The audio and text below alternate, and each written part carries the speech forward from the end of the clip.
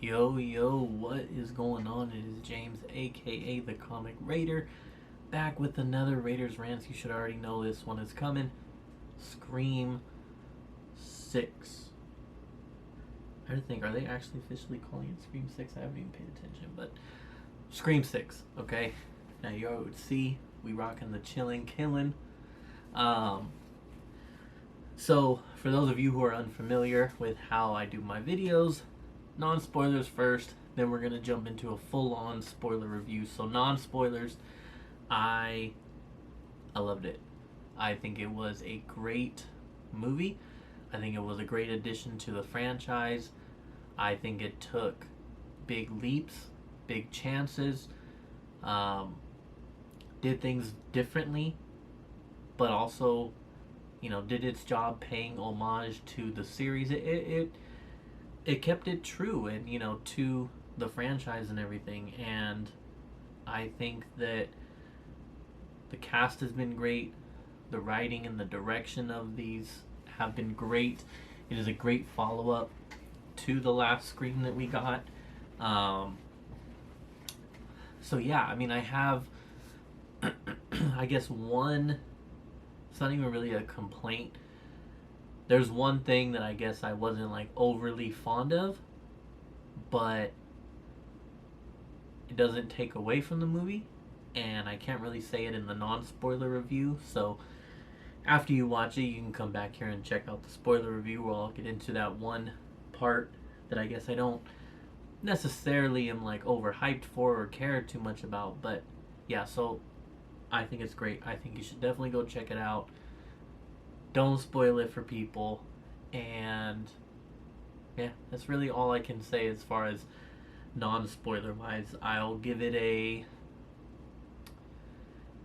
fresh out of seeing it, fresh off the hype, being a very biased, admittedly biased fan of this franchise, I would say 4 out of 5 or 7.5 to 8 out of 10. When I start saying like 8 out of 10, I start thinking of other movies that I think are really, really great movies. And then I start doing that whole comparison thing. And well, if this movie's an 8, then do I think this is an 8? And honestly, I'm not even going to worry about all that. I have so very few complaints about this movie. Therefore, I cannot dock it that much. I have to give it that 7.5 to 8 because I really only have like one issue with it, and even then it's not that big of a deal because I still love the movie. So I can't, if I don't have negative things to say, then I gotta give it a good grade, So, yeah, I think it's really, really good, and I think you should check it out. Now, let me get right into it. So, my theater was had this little promotional poster, which I think is freaking amazing. And the details, like there's the stab, and you see like the Gale Weathers ad, and then at the very, very bottom there, you can see Ghostface's there. The way that the knife kind of also acts as like the background, almost like you're just seeing in between the buildings. But yeah, this poster is freaking sick and will definitely be framed. So I have some notes here, so I'll be looking off at my notes here on the screen. So right off the bat, the movie starts off by doing something different, and I think that was great because that kind of set the tone for the fact that this was going to be a different Scream, or that it was going to introduce different things that you hadn't seen before and be fresh. So you got a double opening kill scene. Now, some of you who are fans of the series will say, well, technically we have seen that before, and you are correct. In number 4, you had the two girls watching the movie. Did they do 3? Was it technically 3? I know Anna Paquin and Kirsten Bell are watching a movie, so I guess it's 3 times that you see it. So like they're watching a stab, and a murder happens, and then it turns to Kirsten Bell and Anna Paquin, and you think that's the opening, but then Anna Paquin ends up stabbing Kirsten Bell because she won't shut up. Or no, Kirsten Bell stabs Anna Paquin because she won't shut up. And then you think that's the opening, but then that's actually Amy Teagarden and another girl are watching that movie. So that's like kind of an extended opening, but and honestly, I'm trying to think of like how the most recent one. Oh, it opens with Jenna. Duh. Okay, so so that was the only time that you had really seen a extended opening. So with this one though, it's not a movie within a movie. You're watching the guy kills the opening girl, which was a great scene by the way. Builds the tension, of her going down the alley and when they time it and everything, and the way he does it, super brutal. And then he dips out, and then normally you cut it right there and you go to the title, but no, now it's an extended scene of now him walking back home, and the way that he's able to change up his attitude when he sees Tara was really cool. Really good actor, by the way. It's a shame that they're making him play such a terrible character in the Spider-Man movies, but whatever. Anyways, so I thought that was cool that he changed, and so then he goes into his house, and of course you can tell that, okay, yeah, so he's a fan, and they're trying to relive it, and then you get the whole background, and I thought that was a cool moment that eventually leads to, oh, actually, real quick, I gotta say that they put Jason Takes Manhattan on the TV. I know that that's an Easter egg that everybody's gonna notice, but that was cool of them to do. So then he has a Kyle Rayner, I know this isn't a comic related review, but a Kyle Rayner moment where he finds his homeboy in the fridge, and I thought that was a really cool opening scene, especially to have it extended like that. So again, it sets the tone for this is different, and that was awesome. And then you jump to the party. I'm not gonna like discuss the party. I just did write that I thought that it was awesome. Growing up where I am at in Northern California, that a party over in New York was still slapping Too Short. That would be a hell of a party for me. And then they put on the Camp Lo Lucchini right after that. So yeah, that party, whoever is the DJ at that party knows what they're doing. So props for that.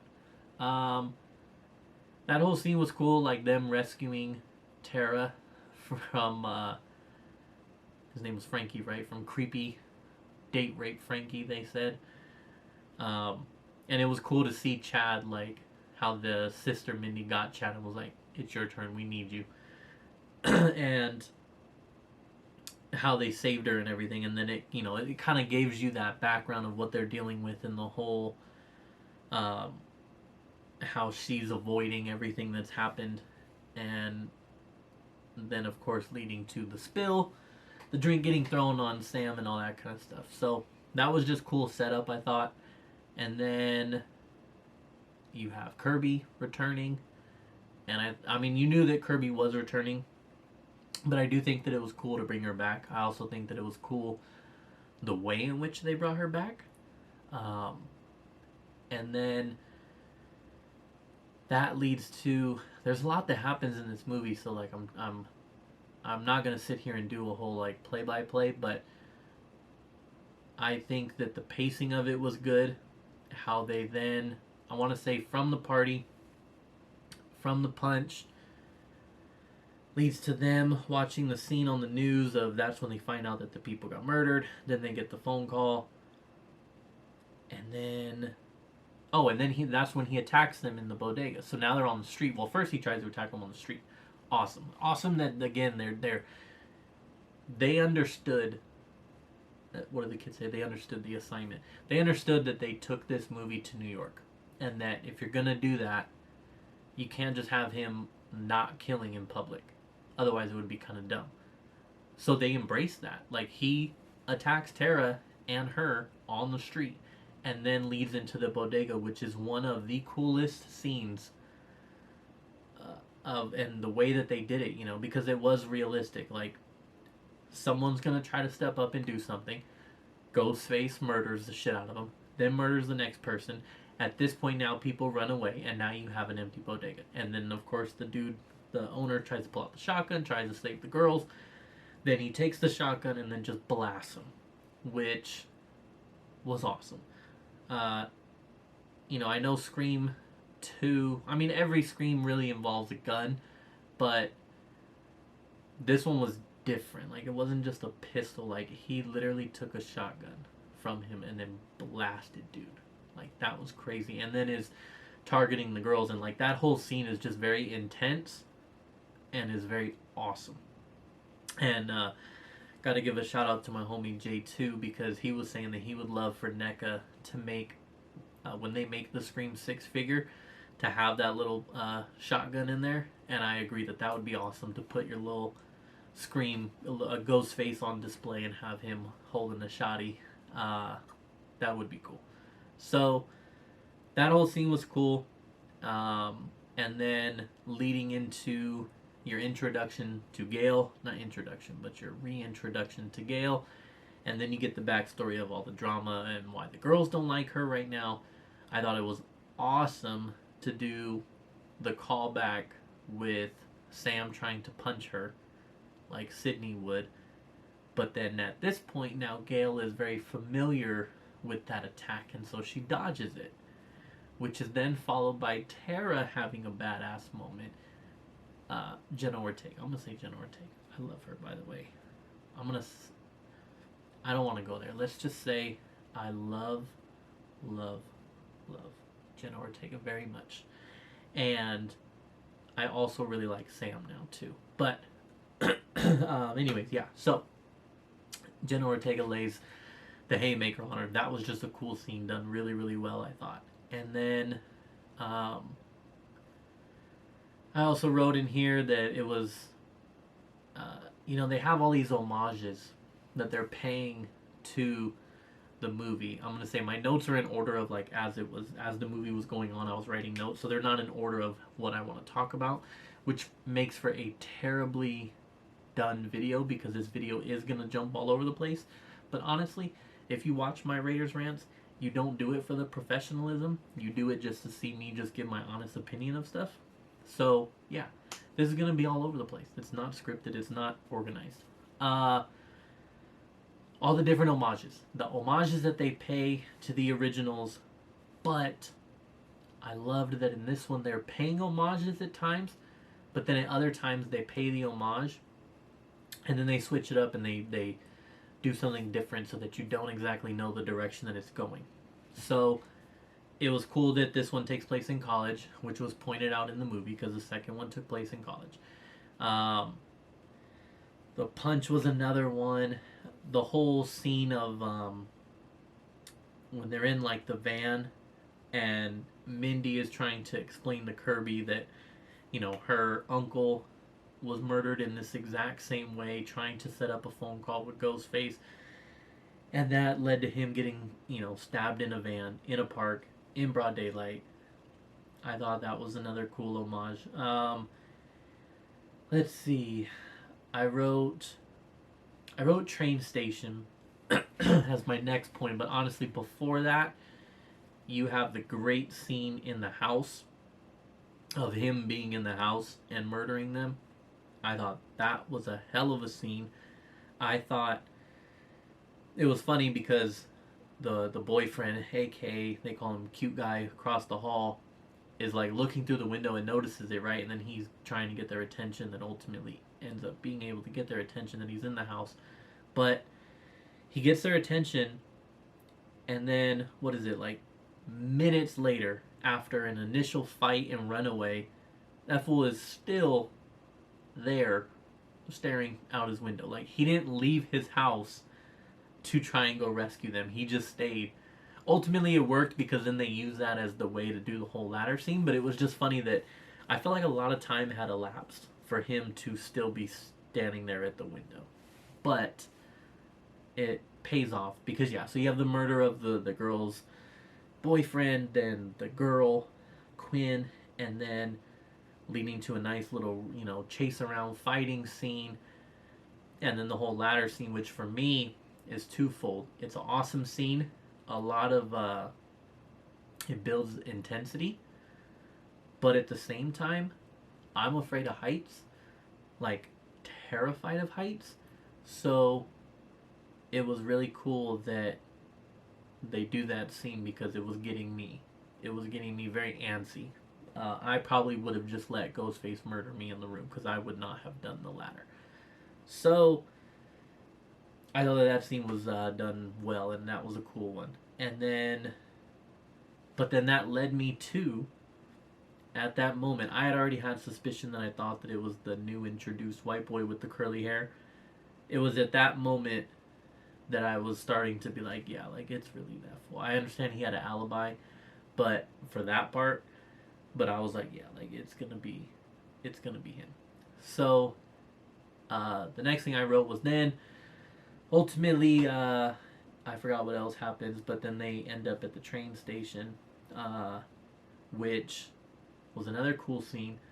But I also caught a little Easter egg. I'm sure a lot of other people are gonna catch it too. But the train station that they were at, I don't know how New York works, but it was as if it was like Station 96. There was a bunch of 96 plastered all over like the pillars and the walls and everything. The original Scream came out in 96, so that immediately caught my attention. So that was a cool little Easter egg there. And then that scene was really cool. It was really cool that they have the subway scene. I thought that it was done very well. I can admit, it was funny because I looked at my wife and I was like, oh, you know how that feels. Because one time we were going to BART for a Raider game, and we walked into BART, and then I had the realization that I believed that we were getting onto the wrong train. So I said, oh, wrong train. And I backed up and I was grabbing for her. She did not back up, and the door ended up closing, and so the BART took off with her, and I stayed back.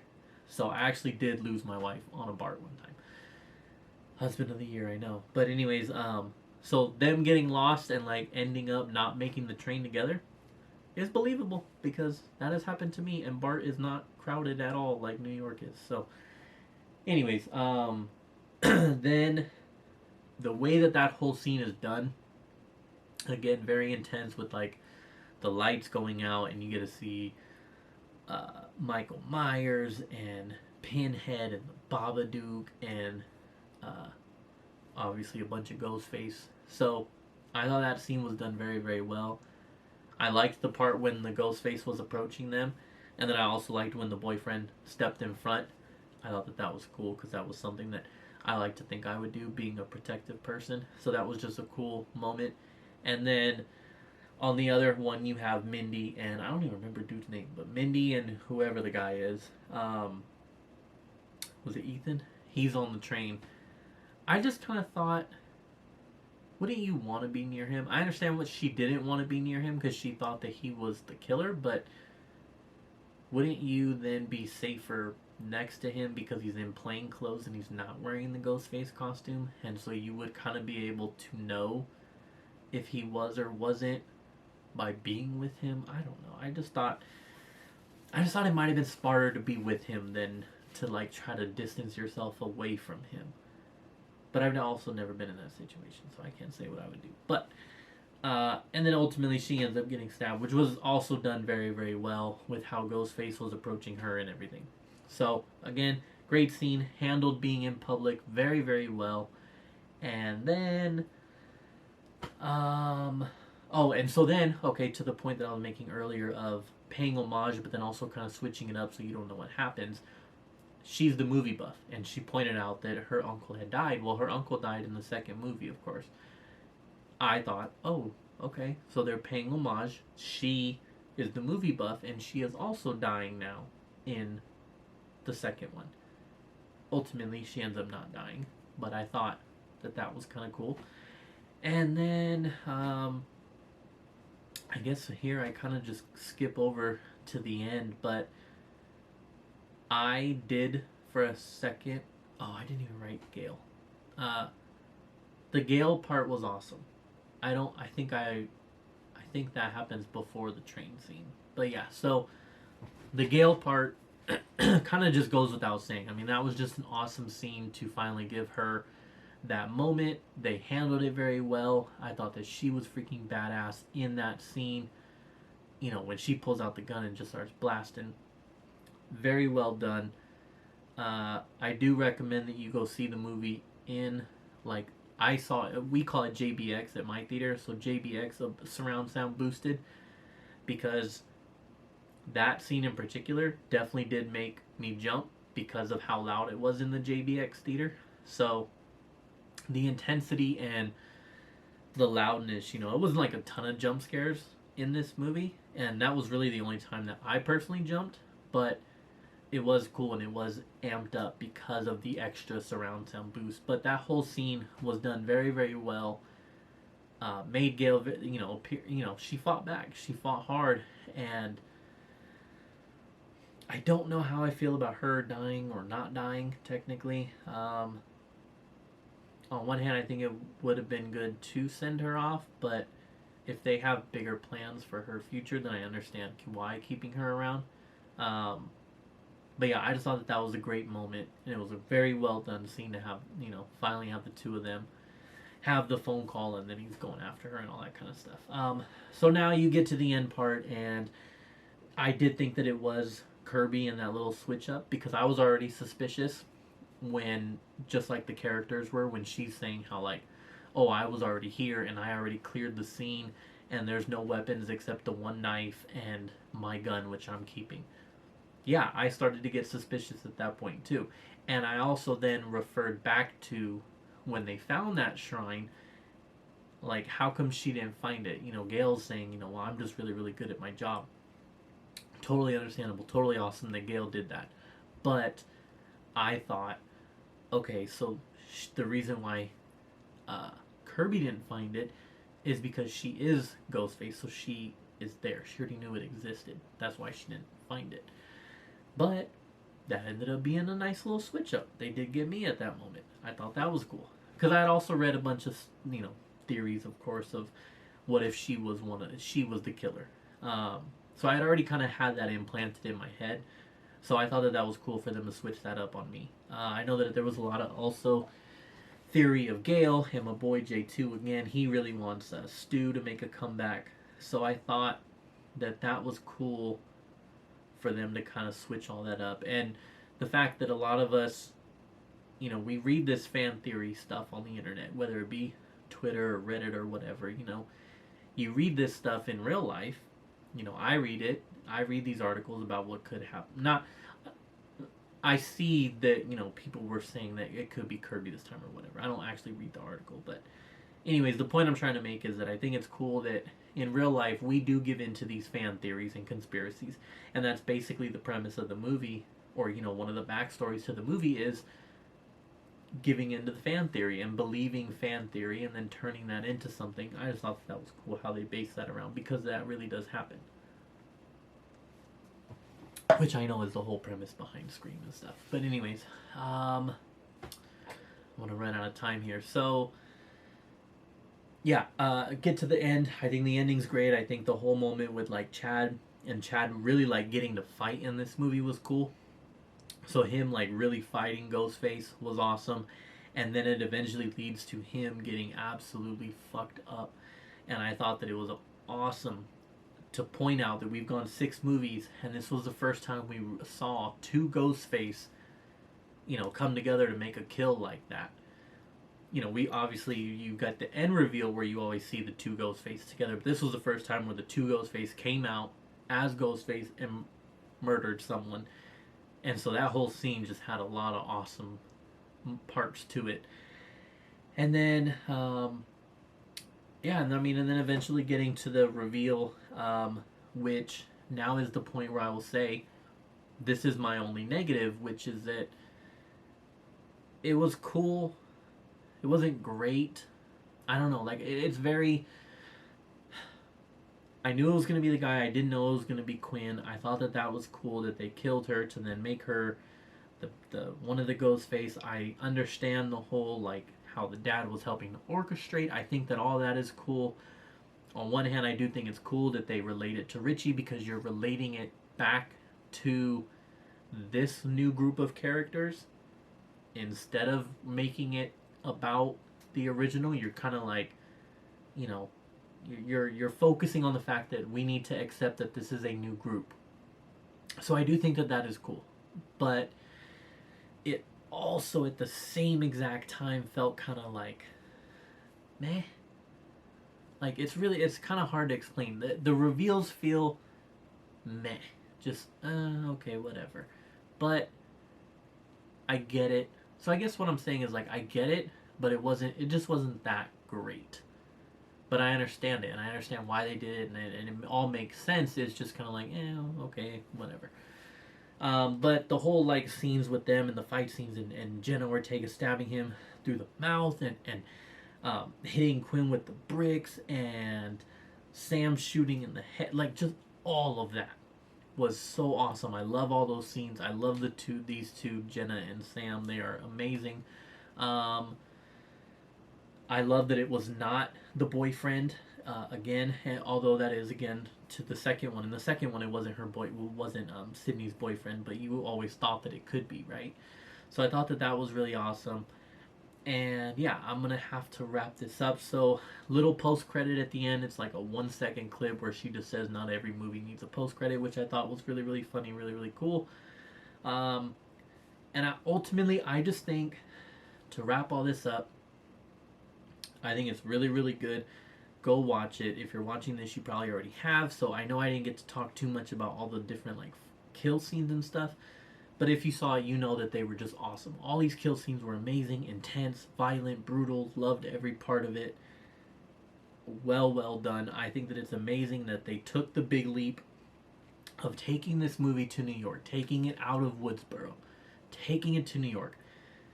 It's not the first time technically we've seen it because Scream 2 was not in Woodsboro. The college wasn't in Woodsboro, to my knowledge.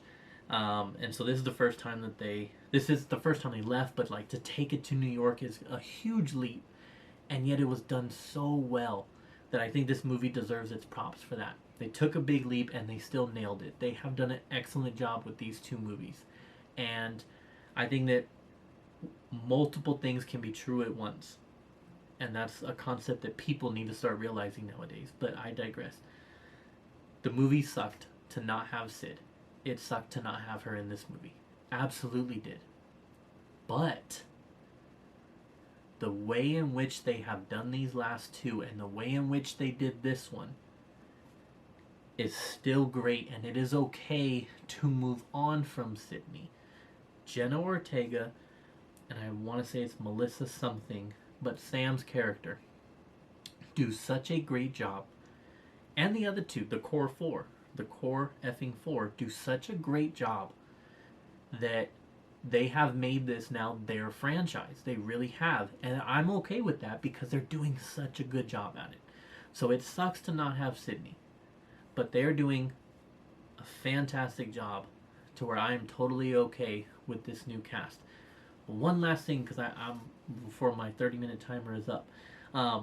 I say that Chad is kind of like the new Dewey, where he gets fucked up in every movie, but then somehow magically survives, because he should have died after the first one, but he survived. And I thought there's no way in hell he gets jumped by two Ghostface and yet survives. So he's kind of like taking over. He's not taking over Dewey's character, but that part of Dewey, that part of a character who just gets effed up in each movie, but yet somehow still survives, he is basically taking over that part of the role, which is just awesome and funny. But anyways, yeah, the core four is great. The whole movie's great. Everything about it, I loved it. I thank you all for all the support, and I appreciate it. Like, comment, subscribe. Please let me know what you thought about this one. I loved it, so I would love to talk even more about it. So let me know in the comments what you thought. And yeah, go check it out. I think that Scream is really in the right hands, and I think it is definitely... It's Halloween and Scream for me. Those are the top two franchises, have been for a while, and it's just been solidified here for me. So that's my opinion. Raiders Rants, I'm out, man. Peace. Chillin', killin', baby.